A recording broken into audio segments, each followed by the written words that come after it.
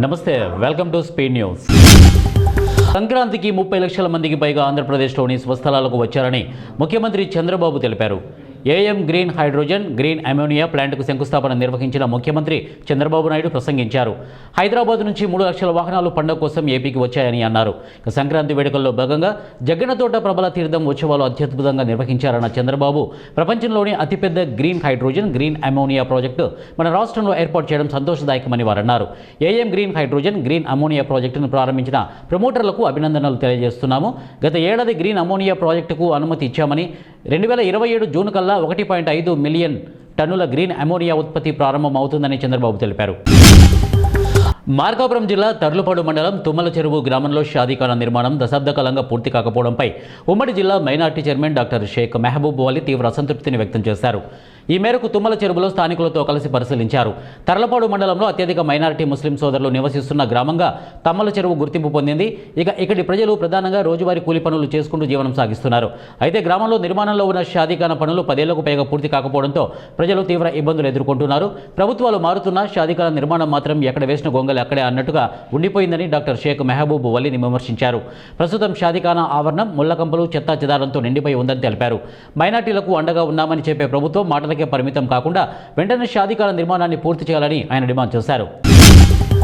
కర్నూలు జిల్లా మంత్రాలయ మండలం రాంపురం గ్రామంలో రామలింగేశ్వర స్వామి రథోత్సవానికి భక్తులు వేలాదిగా తరలివచ్చారు.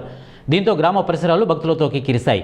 స్వామివారి ఉత్సవమూర్తిని ఎమ్మెల్యే బాలనాగిరెడ్డి, మాజీ ఎమ్మెల్యే సాయిప్రసాద్ రెడ్డి, సీతారామిరెడ్డి తదితరులు ప్రత్యేక పూజలు నిర్వహించి రథం వద్దకు తీసుకువెళ్లారు. రాంపురం జాతరలో శుక్రవారం రాత్రి కర్నూలుకు చెందిన సంగీత సాగర్ ఎస్ జాఫర్ బాషా, అలీ, లత, చిన్నరాజు ఆధ్వర్యంలో నిర్వహించిన సాంస్కృతిక కార్యక్రమంలో నృత్య కళాకారులు గాయని లత చేసిన నృత్యాలు ఆకట్టుకున్నాయి. మిమిక్రీ, ఊరు తొలగించే జానపద నృత్యాలు భక్తులను అలరించాయి. ఇదిలా ఉండగా రచ్చమర్రి, సుంకేశ్వరి గ్రామాలకు చెందిన జెడ్పీటీసీ గోవిందమ్మ, ఎంపీటీసీలు మజ్జిగ నర్సమ్మ, జయలక్ష్మి, సర్పంచ్ మేకల సుజాత, ముక్కరన్న, ఆంజనేయులు, అయ్యప్ప ఆధ్వర్యంలో రాంపురం రెడ్డి సోదరులకు భారీ గజమాలతో సత్కరించారు. రాంపురం, బసపురంలో జి భీమ్ రెడ్డి ఆధ్వర్యంలో క్రీడా పోటీలను పురస్కరించుకొని క్రీడాకారులకు బహుమతులను అందజేశారు. పార్వతీపురం, మన్యం జిల్లా గుమలక్ష్మీపురం మండలం లోవముఠా ప్రాంతం వనకాబడి గ్రామంలో జీలుగు కళ్ళు వికటించి 15 మంది అస్వస్థతకు గురయ్యారు. వారిలో 4గురికి వాంతులు, విరేచనాలు ఎక్కువగా అయ్యి పరిస్థితి విషమించడంతో గ్రామస్తులు డోలీలోని కొన్ని కిలోమీటర్లు మోసుకుంటూ వెళ్లి అక్కడి నుండి కురుపాం ప్రభుత్వ ఆసుపత్రికి తరలించారు. మిగిలిన 11 మంది కూడా వాంతులు, విరేచనాలతో ఇబ్బంది పడుతున్నారని గ్రామస్తులు తెలిపారు. వనకాబడి గ్రామానికి రోడ్డు సౌకర్యం లేక 3 కిలోమీటర్లు, దేరువాడ గ్రామానికి డోలీలో కుటుంబీకులు మోసుకువచ్చారు. దేరువాడ నుండి కురుపాం ఆసుపత్రికి ఆటోలో తరలించామని కుటుంబీకులు తెలిపారు. భారత రక్షణ రంగంలో చరిత్రాత్మక నిర్ణయం తీసుకుంది కేంద్ర ప్రభుత్వం. ఫ్రాన్స్లో సుమారు 3.25 లక్షల కోట్ల విలువైన ఒప్పందానికి ఆమోదం తెలిపింది. ఈ డీల్ కింద మొత్తం 111 రాఫెల్ యుద్ధ విమానాలను కొనుగోలు చేయనున్నారు. ఇది భారత రక్షణ రంగంలో అతిపెద్ద ఒప్పందంలో ఒకటిగా నిలవనుంది. ఈ ఒప్పందంలో మేక్ ఇన్ ఇండియాకి పెద్ద ప్రాధాన్యం ఇచ్చారు. మొదటి దశలో 18 రాఫెల్ జెట్లు ఫ్రాన్స్ నుంచి నేరుగా రానుండగా మిగిలిన విమానాలు భారతదేశంలోనే తయారు చేయనున్నారు. దీనివల్ల దేశీయ రక్షణ పరిశ్రమకు ఊతం లభించనుంది. కొత్త రాఫెల్ జట్లతో భారత వైమానిక దళం బలం మరింత పెరగనుంది. ఆధునిక సాంకేతికతతో కూడిన ఈ జట్లు గగనతలం భద్రతను బలపరుస్తాయి. అలాగే భారత్, ఫ్రాన్స్ మధ్య వ్యూహాత్మక సంబంధాలు మరింత దృఢపడనున్నాయి. తుగ్లక్ పాలన గురించి గతంలో పుస్తకాలు చదువుకున్నాం, కానీ ఈరోజు రేవంత్ రెడ్డి పాలన చూసి తుగ్లక్ పాలన అంటే ఇలా ఉంటుందో ప్రజలు అర్థం చేసుకుంటున్నారని బీఆర్ఎస్ వర్కింగ్ ప్రెసిడెంట్ కేటీఆర్ అన్నారు. రేవంత్ రెడ్డి ప్రభుత్వ తీరు పిచ్చోడి చేతిలో రాయిలా ఉందని విమర్శించారు. ఉమ్మడి నల్గొండ, ఉమ్మడి మహబూబ్ నగర్ జిల్లాల పార్టీ అధ్యక్షులు, ముఖ్య నేతలతో వేరువేరుగా జరిగిన సమావేశంలో ఆయన పాల్గొన్నారు. అనంతరం తెలంగాణ భవన్లో మీడియాతో మాట్లాడుతూ 6 గ్యారెంటీలు, 420 హామీల పేరు చెప్పి అధికారంలోకి వచ్చి హామీల అమలును పక్కన పెట్టి కేవలం పేర్లు మార్చడంపైనే దృష్టి పెట్టారని మండిపడ్డారు. హైదరాబాద్, సికింద్రాబాద్ అనేవి తెలంగాణ ప్రజల గొప్ప అస్తిత్వ చిహ్నాలని, కానీ రేవంత్ రెడ్డి తీసుకున్న తుగ్లక్ నిర్ణయం వల్ల సికింద్రాబాద్కు చారిత్రక గుర్తింపు పూర్తిగా పోయేటట్లు ఉందని అన్నారు. ఇప్పటికైనా సికింద్రాబాద్ అస్తిత్వాన్ని చెరపేసి ప్రయత్నం మానుకోవాలని సూచించారు. తాము అధికారంలోకి వచ్చిన తర్వాత సికింద్రాబాద్ను జిల్లాగా మారుస్తామని చెప్పారు. రోహిత్ వేముల చట్టం తేవాల్సిందే. దేశంలో దళిత యువత పరిస్థితిలో ఇప్పటికీ ఏ మార్పు రాలేదని కాంగ్రెస్ అగ్రనేత రాహుల్ గాంధీ ఆవేదన వ్యక్తం చేశారు. రోహిత్ వేముల 10వ వర్ధంతి సందర్భంగా ఆయన ఎక్స్లో స్పందించారు. రోహిత్ మనకు దూరమై 10 ఏళ్లు గడిచినా అతను లేవనెత్తిన ఈ దేశంలో కలలు కనే హక్కు అందరికీ సమానంగా ఉందా అనే ప్రశ్న మన గుండెల్లో ప్రతిధ్వనిస్తూనే ఉంది. ఇన్నేళ్లైనా దళిత యువత వాస్తవ పరిస్థితుల్లో మార్పు శూన్యం.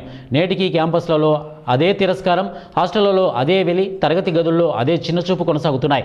కొన్నిసార్లు హింస, మరణాలు సంభవిస్తున్నాయి. నేటికి ఈ దేశంలో కులమే అతిపెద్ద అడ్మిషన్ ఫామ్గా ఉంది.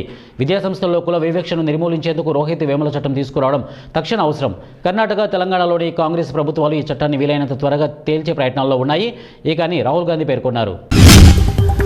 బద్వేలు పట్టణంలోని తెలుగుదేశం పార్టీ వ్యవస్థాపక అధ్యక్షులు మాజీ ఉమ్మడి ఆంధ్రప్రదేశ్ ముఖ్యమంత్రి డాక్టర్ నందమూరి తారక రామారావు 30వ వర్ధంతి సందర్భంగా బద్వేలు పట్టణంలోని నెల్లూరు రోడ్డులో ఎన్టీఆర్ విగ్రహానికి పూలమాల వేసి నివాళులర్పించిన DCC bank chairman Manchuri Suryanarayana Reddy, doctor Rajasekhar, doctor Konkula Rambabu, Cherukuri Ravi, Arava Srinivas Reddy, Bhairava నర్సారెడ్డితో పాటు పలువురు టీడీపీ సీనియర్ నాయకులు, కార్యకర్తలు పాల్గొన్నారు.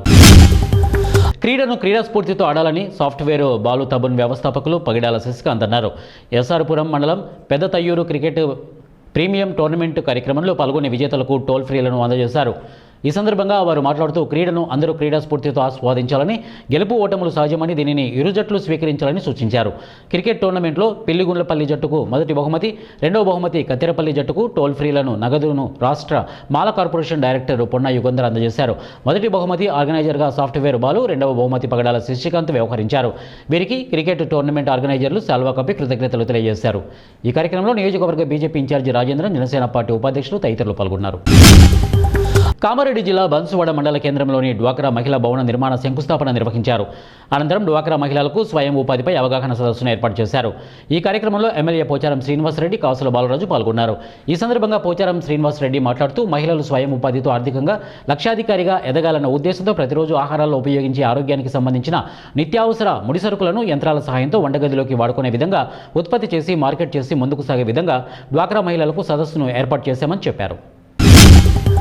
జిలుగుమిల్లి మండలంతో పాటు పరిసర ప్రాంతాల్లో ఉదయం వేళ దట్టమైన పొగమంచు కురవడంతో వాహనదారులు, ప్రజలు తీవ్ర ఇబ్బందులు ఎదుర్కొన్నారు. ముఖ్యంగా జాతీయ రహదారి మరియు గ్రామీణ రహదారులపై దూరం సరిగా కనిపించక వాహనాలు నెమ్మదిగా సాగాయి. స్కూళ్లకు వెళ్లే విద్యార్థులు, పనులకు వెళ్లే ఉద్యోగులు ఆలస్యంగా చేరుకోవాల్సి వచ్చింది. కొన్ని ప్రాంతాల్లో రహదారి అంచులు, మలుపులు స్పష్టంగా కనిపించకపోవడంతో ప్రమాదాల భయం నెలకొంది. పొగమంచు కారణంగా ద్విచక్ర వాహనదారులు, లారీలు, ఆటోలు జాగ్రత్తగా ప్రయాణించాల్సి ఉంది. వాహనాల లైట్లు వెలిగించి వేగాన్ని తగ్గించి ప్రయాణించాలని అధికారులు, స్థానికులు సూచిస్తున్నారు.